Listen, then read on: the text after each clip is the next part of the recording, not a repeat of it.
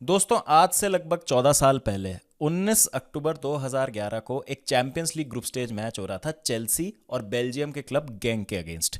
Stamford bridge में यह match था। ये काफ़ी एक फेमस इमेज है इस मैच की, जहां पर फर्नांडो टोरेस खराब फॉर्म से गुजर रहे थे तो डेविड लुइस उनके लिए प्रार्थना करते हैं, उनको आशीर्वाद देते हैं, ब्लेसिंग देते हैं ईश्वर की, और फर्नांडो टोरेस 2 गोल स्कोर करते हैं। चेल्सी 5-0 से ये मैच कंफर्टेबली जीत जाती है और हम चेल्सी फैंस को लगा था उस समय कि क्या बात है, फर्नांडो टोरेस वापस फॉर्म में आ गए हैं, अच्छा खेली चेल्सी, चैंपियंस लीग में 5-0 से कन्विंसिंगली जीत गए। लेकिन इस 5-0 की जीत के बावजूद गेंक में एक बहुत ही यंग खिलाड़ी खेल रहे थे लेफ्ट साइड पे मिडफील्ड की। गेंक ज़्यादा कुछ तो कर नहीं पाई इस मैच में, लेकिन इस प्लेयर के पास जब जब बॉल आ रही थी ऐसा लग रहा था कि कुछ हो सकता है, और इसमें इंडिविजुअल स्किल इतनी ज़्यादा थी इस यंगस्टर में कि आप कह सकते थे उनकी परफॉर्मेंस देख के कि ये बाकी टीम से 1 या 2 लेवल या ज़्यादा ही ऊपर है और ये अलग लीग में खेल रहा है। बाकी प्लेयर्स दिख रहा है कि बेल्जियम लीग में खेल रहे हैं, स्ट्रगल कर रहे हैं against a proper English team, लेकिन ये बंदा कुछ अलग ही है। इंप्रेस करते हैं वो यंगस्टर उस मैच में।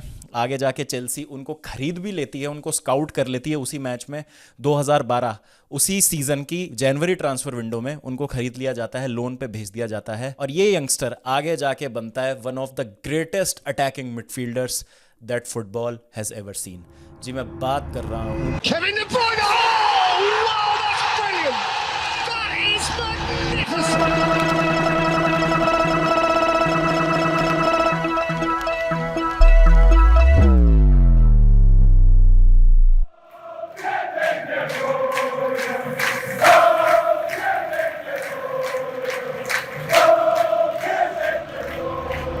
केविन डिब्रोयना ने अनाउंस कर दिया दोस्तों कि वो 10 साल के बाद मैन सिटी को छोड़ के जा रहे हैं। इतनी सारी सक्सेस जीतने के बाद मैन सिटी के साथ, इतनी सारी ट्रॉफीज जिताने के बाद उनको, जिसमें एक ट्रेबल भी शामिल है 2022-23 सीजन का, फाइनली केविन डिब्रोयना ने डिसाइड किया है कि अब उनका समय खत्म हो चुका है मैन सिटी के साथ, और एक अकम्पलिश्ड करियर के बाद जहां पर उनको एक मॉडर्न ग्रेट की तरह याद किया जाएगा, वो अलविदा कह रहे हैं मैन सिटी को। और मुझे लगा कि यही सही टाइम है उनके करियर पर एक बार रिफ्लेक्ट करने का। क्या चीजें थी जो केविन डी ब्रुयना को हटके बनाती थी बाकी सारे मिडफील्डर से, और क्यों उनको इतिहास में एक स्पेशल मिडफील्डर या एक स्पेशल प्लेयर की तरह याद किया जाएगा। आने वाली जनरेशंस उनका एग्जाम्पल दिया करेंगी जब भी कुछ अलग तरीके की चीज होगी अटैकिंग मिडफील्ड की। जब हम बात करते हैं उस चीज की आज बात करेंगे, नजर डालेंगे केडीबी के करियर पे। And this is dear Kevin De Bruyne. तो दोस्तों केविन डी ब्रुयना का जन्म हुआ था 28 जून 1991 में ड्रोंगन बेल्जियम में। उन्होंने अपने करियर की शुरुआत 6 साल की उम्र में अपने होम टाउन क्लब केवीवी ड्रोंगन के साथ की। उसके बाद 6 साल उन्होंने गेंट के साथ बिताए, और फिर 14 साल की उम्र में 2005 में उन्होंने गेंक के लिए साइन किया यूथ लेवल पे। यूथ लेवल पे काफी अच्छी परफॉर्मेंसेस देने के बाद 17 साल की उम्र में 2008 में उनको सीनियर टीम में प्रमोट कर दिया गया, जहां पर उन्होंने आते ही अपनी जगह बना ली थी टीम में। भले ही उम्र में कम थे केविन डी ब्रुयना, लेकिन इतने ज्यादा टैलेंटेड थे कि अगले सीजन 2009 से वो एक मेन पार्ट बन गए थे गेंक टीम का, और यूरोप के सारे बड़े क्लब्स की नजर अब उन पर थी। 2008 से लेकर 2012 तक वो खेलते हैं गेंक के लिए, लगभग 3.5 साल खेलते हैं वो, जहां पर वो 97 अपीयरेंसेस में 16 गोल स्कोर करते हैं और कई सारे असिस्ट प्रोवाइड कराते हैं, और एक क्रिएटिव मिडफील्डर की तरह उनको देखा जा रहा था कि जो किसी भी यूरोपियन क्लब में आएगा तो अच्छा ही करेगा। सारे स्काउट्स की नजर अब उन पर थी। फिर जैसा मैंने शुरू में जिक्र किया कि 2011-12 सीजन की चैंपियंस लीग ग्रुप स्टेज में गेंक और चेल्सी का मुकाबला होता है, जिसमें 5-0 से हारने के बावजूद केविन डी ब्रुयना काफी इंप्रेस करते हैं चेल्सी के स्काउट्स को। लिहाजा 2012 में चेल्सी साइन कर लेती है केविन डी ब्रुयना को, और फिर से उनको गेंक भेज दिया जाता है लोन पे, जिससे वो थोड़ा सा और एक्सपीरियंस इकट्ठा करे, जो कि कई बार होता है। जैसे मालो गुस्तो को भी साइन किया था इस बार चेल्सी ने, तो जनवरी में साइन किया था, लेकिन फिर से उनको लियोन भेज दिया था लोन पे, और जब उनका लोन स्पेल खत्म हो गया सीजन के एंड में, तब वो चेल्सी प्लेयर बन गए। तो उस सीजन के एंड में 2011-12 सीजन के एंड में चेल्सी अपना पहला चैंपियंस लीग खिताब जीतती है, लेकिन अभी भी चेल्सी को लगता है कि केविन डी ब्रुयना रेडी नहीं है फर्स्ट टीम फुटबॉल के लिए, तो उनको वर्डर ब्रेमन भेज दिया जाता है 2012-13 सीजन में लोन पे। अब वर्डर ब्रेमन में भी काफी अच्छा स्पेल रहता है केविन डी ब्रुयना का, जहां पे उस सीजन वो 10 गोल स्कोर करते हैं मिडफील्ड से, कई सारे असिस्ट प्रोवाइड करते हैं। वर्डर ब्रेमन जो कि स्ट्रगल कर रही होती है, उनकी मदद करते हैं रेलीगेशन से बचने के लिए। 14th फिनिश करती है बुंदेसलीगा में वर्डर ब्रेमन, रेलीगेशन बच जाता है उनका, और सीजन खत्म हो जाता है। जोसे मरीनियो वापस आते हैं चेल्सी में 2013 के समर में, और फिर वापसी होती है केविन डी ब्रुयना की चेल्सी में। और उस टाइम बहुत मजा आने वाला था दोस्तों, क्योंकि चेल्सी के लिए उस टाइम खेल रहे थे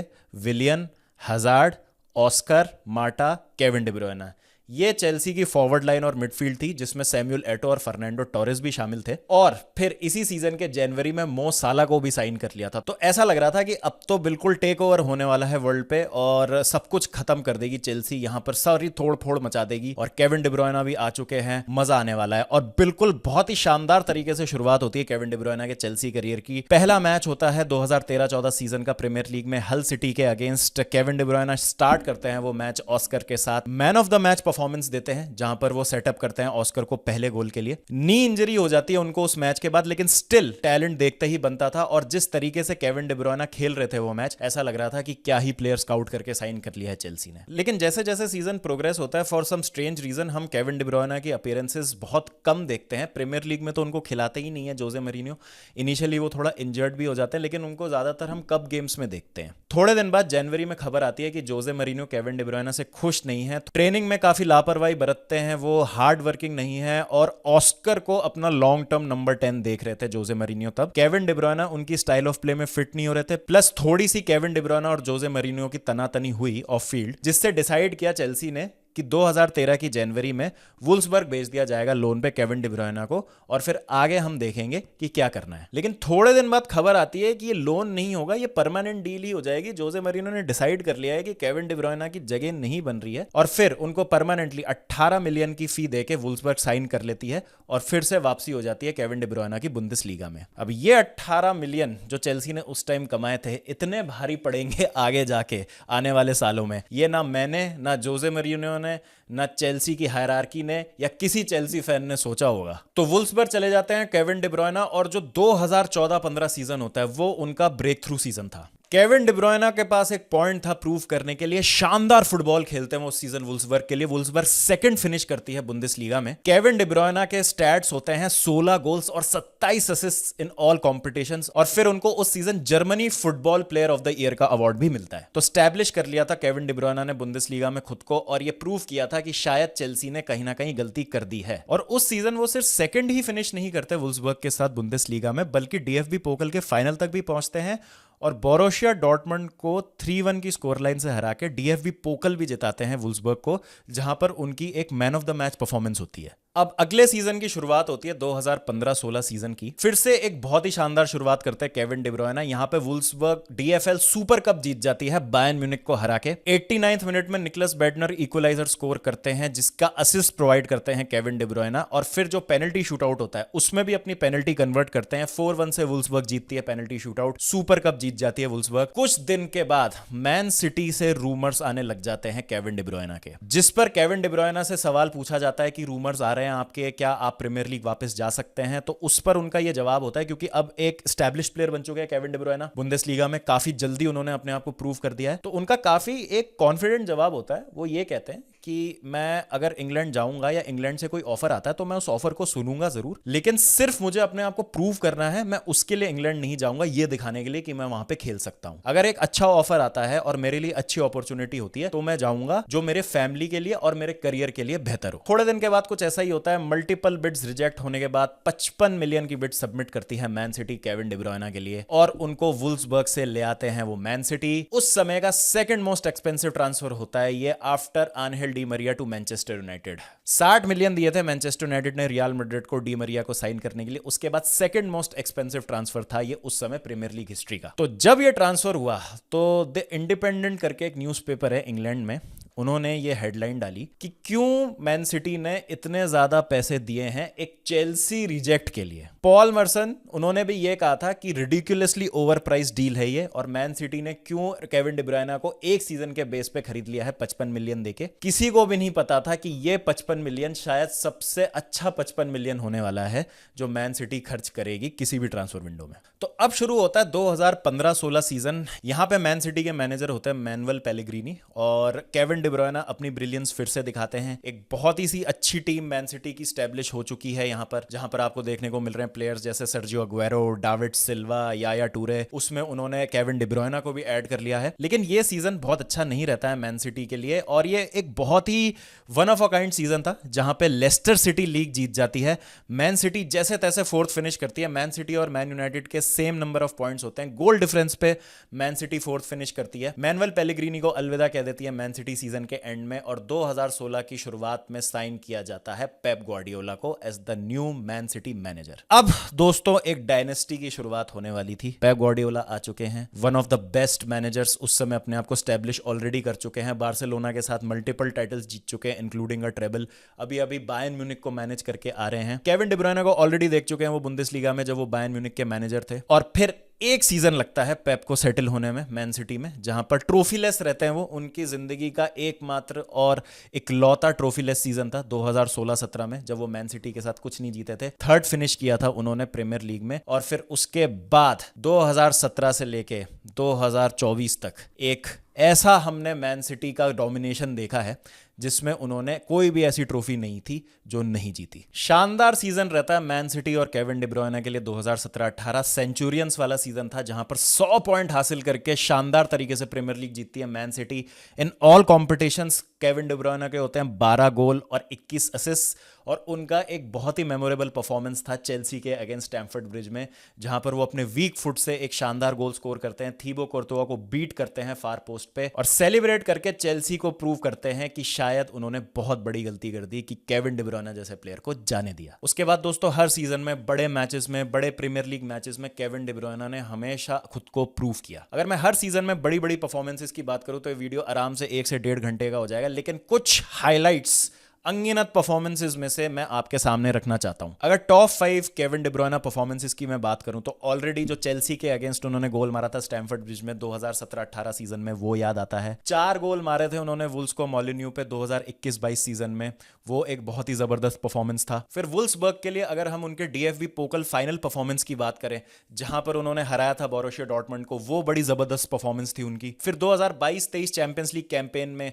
जो सैंटियागो बर्नाबाउ में गोल मारा था उन्होंने रियल मैड्रिड के लिए, वो भी एक शानदार गोल था, काफी memorable moment. And obviously 2021-22 season के जब लास्ट मैच डे पे एस्टन विला के अगेंस्ट होम पे 2-0 हार रही थी मैन सिटी, तो गुंडोगन के लिए जो उन्होंने विनिंग गोल के लिए असिस्ट प्रोवाइड किया था, उस असिस्ट का मतलब होता है कि अपना दूसरा प्रीमियर लीग टाइटल लगातार जीत लिया था मैन सिटी ने। 4 पीट का सेकंड टाइटल था वो, और लगातार 4 प्रीमियर लीग टाइटल जीतती है मैन सिटी 2021 से लेके 2024 तक। केविन डी ब्रुयने के अगर मैं करियर स्टैट्स की बात करूं तो 413 मैचेस में उन्होंने 174 असिस्ट प्रोवाइड किए हैं मैन सिटी के लिए, और 106 गोल स्कोर किए हैं इन ऑल कॉम्पिटिशंस। 2010 में उन्होंने बेल्जियन प्रो लीग जीती, 2015 में वुल्सबर्ग के साथ डीएफबी पोकल जीता, और मैन सिटी के साथ 10 साल में 6 Premier League, 2 FA Cup, 5 League Cup, 2 Community Shield और 1 चैंपियंस लीग टाइटल जीता, जिसमें क्लब वर्ल्ड कप भी शामिल है। और ऐसी कोई ट्रॉफी नहीं बची जो केविन डी ब्रुयने ने मैनचेस्टर सिटी के साथ नहीं जीती। अगर हम उनके इंटरनेशनल करियर की बात करें तो उन्होंने ब्रॉन्ज मेडल जीता था 2018 फीफा वर्ल्ड कप में, जहां पर बेल्जियम ने 3rd फिनिश किया था। केविन डी ब्रुयने एक modern great of the game है, और अगर मैं क्रिएटिविटी और असिस्ट की बात करूं तो नेमार और मेसी जैसे प्लेयर्स के ब्रैकेट में वो शामिल हैं। अगर हम पिछले 15 सालों की बात करें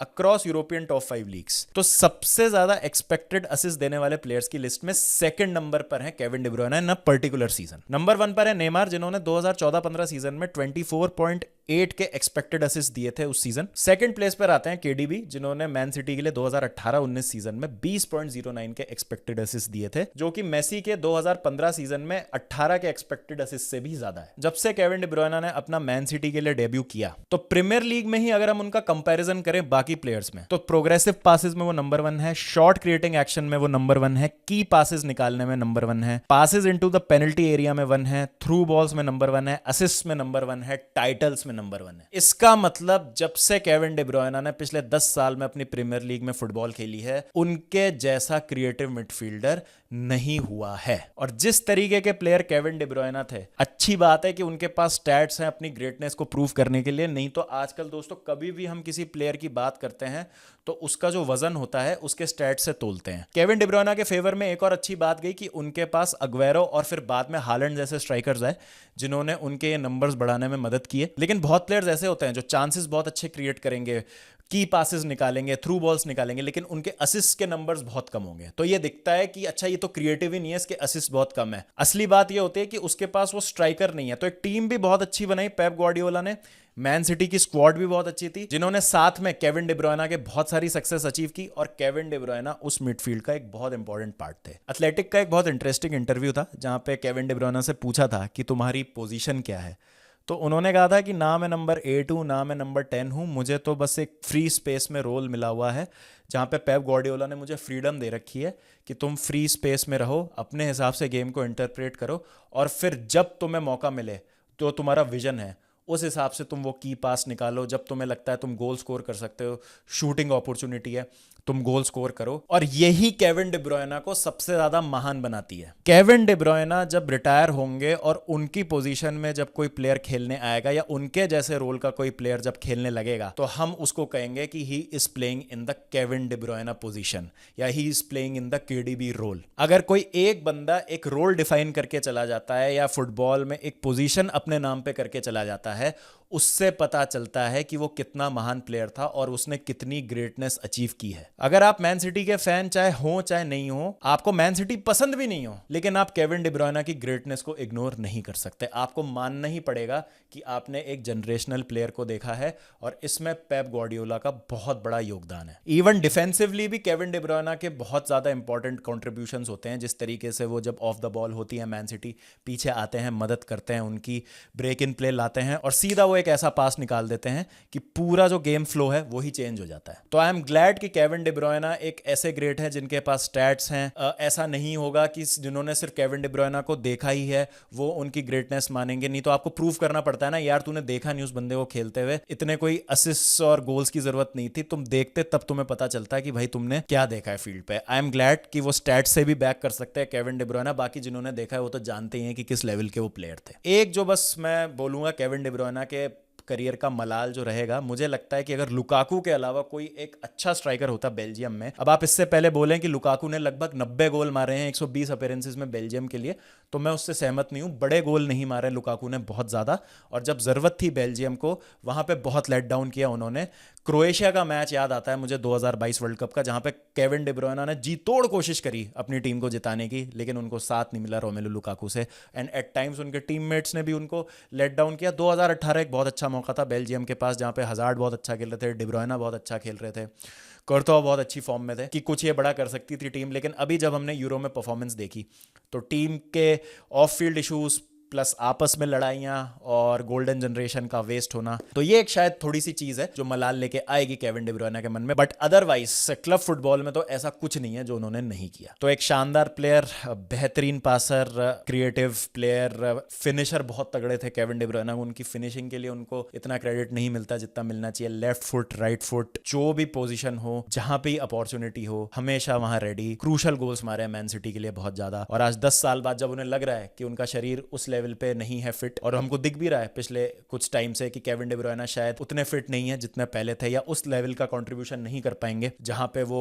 कंसिस्टेंटली मैन सिटी के लिए बड़े गोल्स और बड़े असिस्ट प्रोवाइड कर रहे थे। अब उन्होंने फैसला किया है कि वो मैन सिटी को छोड़ के जा रहे हैं। तो मैं एज अ चेल्सी फैन हमेशा ये बोलता हूं कि मेरे 2 रिग्रेट रहेंगे, मोहम्मद साला और केविन डी ब्रुयना। और केविन डी ब्रुयना मेरा एज अ चेल्सी फैन बहुत बड़ा रिग्रेट है, क्योंकि जिस तरीके का उनका करियर रहा और जिस तरीके की उनकी ग्रेटनेस रही है, अगर ये चेल्सी में हमको देखने को मिलता एज अ चेल्सी फैन तो मुझे बहुत अच्छा लगता। बट आई एम ग्लैड कि मैंने उनका करियर पूरा देखा, उनका प्राइम मैंने देखा, और once in a generation player है। ऐसा प्लेयर दोबारा शायद ही हमको मिलेगा, और अगर आएगा ऐसा प्लेयर दोबारा तो हम उसको कहेंगे कि ये केविन डी ब्रुयना पोजीशन में खेल रहा है। That is the greatness of Kevin De Bruyne. एक पोजीशन, एक रोल अपने नाम पे करके चले गए। Thank you Kevin De Bruyne, I wish you all the best. और अब जो भी वो करियर में पाथ लेंगे, चाहे वो सऊदी जाते हैं या MLS जाते हैं या जैसा भी मतलब प्लेयर्स का यूजुअली करियर पाथ रहता है, या रिटायर भी हो जाते हैं, तो उनके लिए मेरी बहुत ज़्यादा बेस्ट विशेज़ हैं। और मैं डे 1 से मेंटेन करता हूं कि मैं केविन डी ब्रुयना का बहुत बड़ा फ़ैन हूं। फ़र्क नहीं पड़ता, वो मैन सिटी के लिए खेलते हैं, जैसा मैंने कहा आपको उनकी ग्रेटनेस को एक्नॉलेज करना पड़ेगा। तो ये बस एक समराइज्ड वर्जन है, और दिल से जो मुझे लगा मुझे बोलना चाहिए केविन डी ब्रुयना के लिए, वो मैंने बोला। बहुत मोमेंट्स मैंने उनके करियर के मिस किया है, आई नो। आपका favourite Kevin De Bruyne moment या मेमोरी क्या है? Please do let me know in the comment section. मिलता हूँ जल्दी आपसे, जब तक ध्यान रखिए अपना, टेक केयर